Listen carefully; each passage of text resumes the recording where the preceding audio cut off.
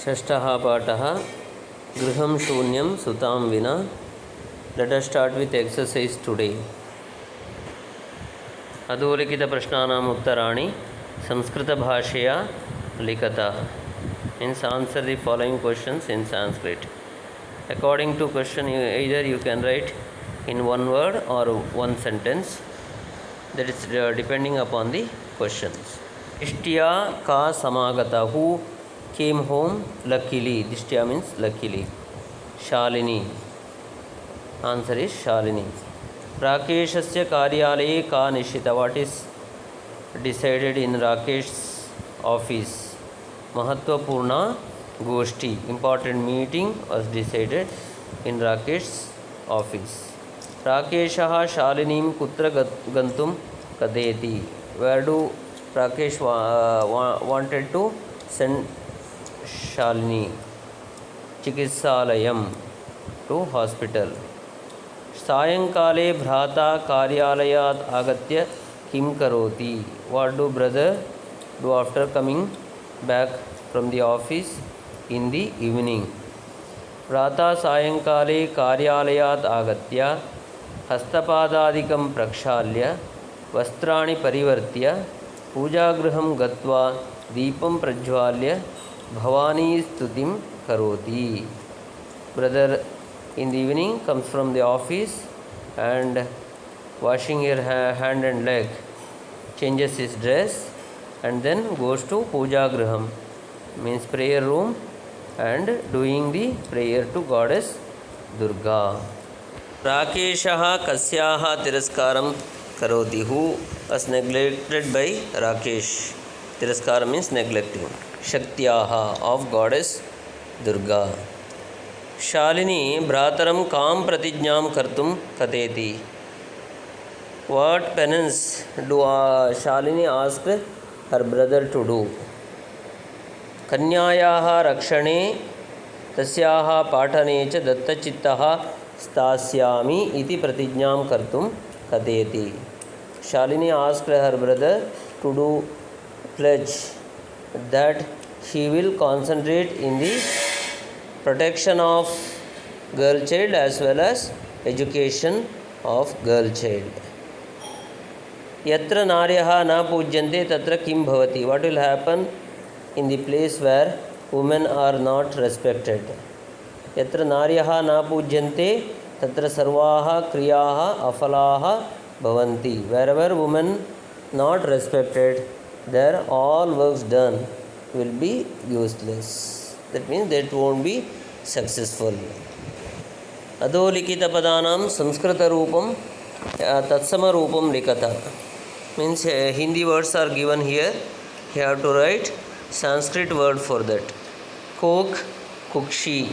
Sat, saha. God, krodaha. Bhai, bhrata. Kua, kupaha. Dudh, dugdham. उदाहरणमनुसृत्य कोष्टकप्रदत्तेषु पदेषु तृतीया विभक्तिं प्रयुज्य रिक्तस्थानानि पूरयता. Look at the example and fill in the blanks using the tritiya vibhakti, instrumental case form of the word given in the bracket. So you have to use those words given in the bracket in instrumental case. Instrumental case means tritiya vibhakti, in that the word helps to do the action. Look at the first example. Dash saha putri gacchati. In the bracket matra is given. So tritiya vibhakti of matra shabda is matra, with mother. Matra saha putri gacchati. Here putri gacchati, a daughter goes. So daughter is the subject and gacchati is verb. Matra, mother, helps to do that action because she is going along with daughter. So that should be instrumental case, means tritiya vibhakti. Therefore matra. Dash vina vidyana labhyate.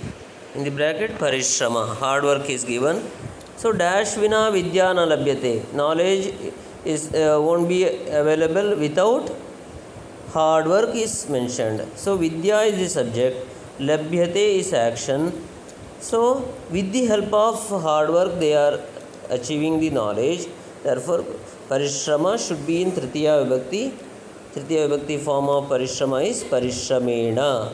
So parishramena vina vidya na labhyate. Chhatraha dash likati. In the bracket lekani, pen is given. Chhatraha dash likati, students writes with the help of pen. So that should be in tritiya vibhakti. But here in this case lekani is trilinga shabdaha. Therefore you have to write tritiya vibhakti of lekani shabda as lekanya. Chhatraha lekanya likati. Suradasaha dash andaha asit. Surdas was blind. In the bracket it's netra. So he was blind. Netra means eye. He was blind because of not having eyes. So netrabhyam, as we have two eyes, it should be used in tritiya vibhakti dvivachanam. Saha dash sakam samayam yapeti. He spends his time with mitra is given in the bracket. Mitra means friend. So he spends his time with friend. Saha mitrena sakam samayam yapeti. In this case you can use even the dvivachanam as well as bahuvachanam also. Saha mitrabhyam sakam samayam yapeti or saha mitraihi sakam samayam yapeti also correct answer. Let us move into fourth question. Kastambhe visheshana padam dattam. Khastambhe cha visheshya padam. Tayoho melanam kuruta. Visheshanam means adjective. Visheshyam means noun. So in the first column Visheshanam adjective is given. In second column Visheshyam noun is given. You have to match accordingly. While matching Visheshana and Visheshyam, you have to think about the meaning, gender, vibhakti and vachanam of the words.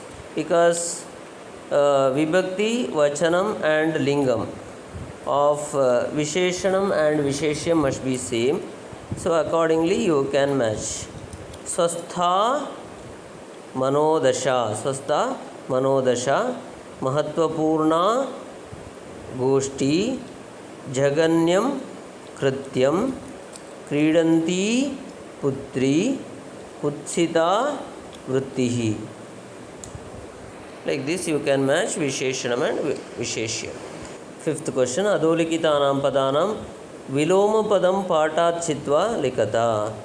You have to write viloma padam opposite from the lesson for given words. Shwaha means tomorrow. For that viloma padam can be adhya or hyaha.